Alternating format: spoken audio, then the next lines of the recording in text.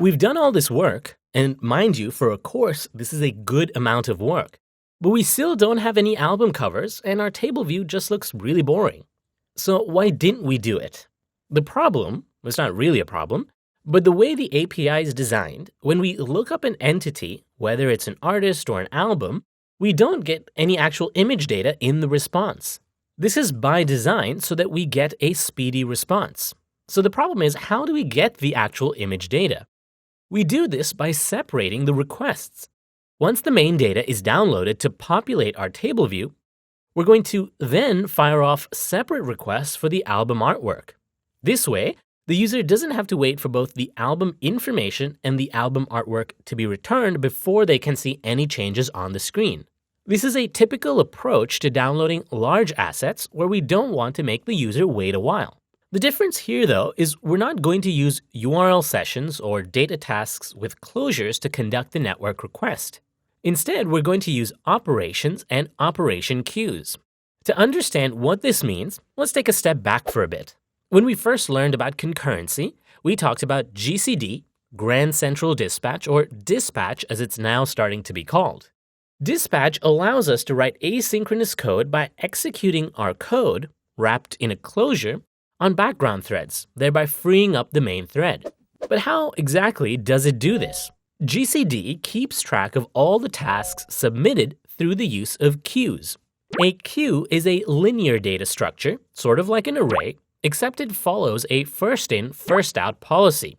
In a first-in, first-out data structure, the first element added to the structure, the queue in this case, is the first item to be removed. When a task is executed asynchronously, it is added to a queue and executed in the order that it was added. Work submitted to these queues are executed on a pool of threads fully managed by the system. There are several queues you can add tasks to, and in fact, you may not have realized, or you may have, but we've already worked with queues quite a bit. So for example, if we go to the iTunes API client, anytime we wanted to jump back onto the main thread from a background task, we've used the dispatch queue type and added some code to the main queue. All this meant was that we were adding a task to be executed to this queue. A dispatch queue can be either serial, so that work items are executed one at a time, or it can be concurrent, so that work items are dequeued in order, but run all at once and can finish in any order. So what does this mean for us?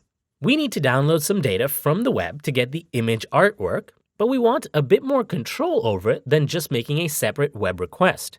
With URL sessions data task method, we get easy concurrent code, but we lose control over some of the aspects.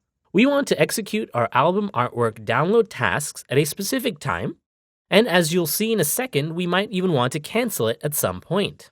We could use dispatch queues to handle this because we can certainly get more control, but dispatch queues are unwieldy and too low level for us to use. And this is where operation queues come in. You can think of an operation queue as a high-level dispatch queue that allows us to manage dispatch queues with more ease. We get some nice functionality to cancel operations in the background, which we cannot do with a standard dispatch queue. With operation queues, we can also control the maximum number of concurrent operations that are executed on this queue in the background.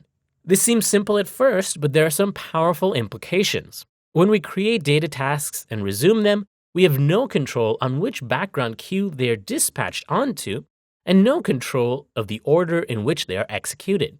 When working with operation queues, we can set the maximum number of concurrent operations to 1, making the queue a serial queue. A serial queue is a queue where work items are executed one at a time. We can also make these queues concurrent, so that work items are dequeued in the order they were added but executed all at once. By default, operation queues are concurrent and perform as many operations as the system allows simultaneously. All of this means that operation queues are a flexible, high-level way of dealing with concurrency. So it's one step lower than GCD, but higher than dispatch queues. So that's an operation queue. What about an operation?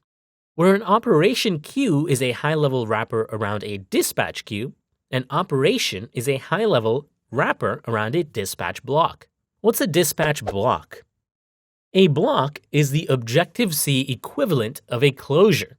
If you look at any of the async code we've written so far, we call async on the dispatch queue and define the work we want to do in a closure. This closure is the dispatch block. It is the block of code we're dispatching onto a queue. This is great for executing code in the background, but we have no control over it. Operation, on the other hand, is a class. And since it is a class, we can subclass it and customize the logic to configure how it's executed. Unlike a block or a closure where we simply write the code and pass it off for execution, an operation exposes its state, allowing us to interact with its lifecycle. An operation always starts off in a pending state. A pending state means the operation has been initialized and is being added to a queue. At some point, the operation is going to become ready to execute and enters a ready state. After it becomes ready, the operation queue will pull it off the queue and begin executing it.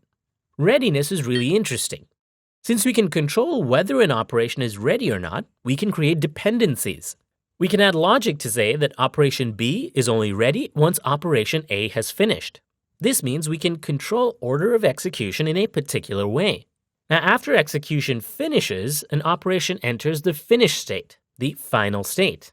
The other thing an operation can do at any point, though, is it can enter a cancel state. Cancellation is defined as a simple Boolean property, is canceled. When we subclass operation, we can determine what it means for our operation to be canceled. We can also observe this value changing and react appropriately, whether it's canceling a network task or ending early, for example. Now, this was all theory, and there's more to how an operation works. But rather than just talk about it, let's try implementing some of this logic in the next video.